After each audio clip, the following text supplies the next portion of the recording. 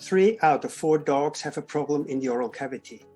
That's why we do a whole dental day at the World Congress of the WSAVA in Lisbon from the 27th to the 29th September this year.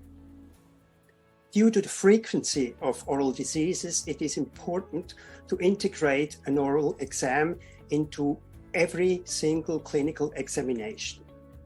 But, and this is important to me, it is also very important to perform a proper clinical examination, including X-rays, on an anesthetized patient on a regular basis.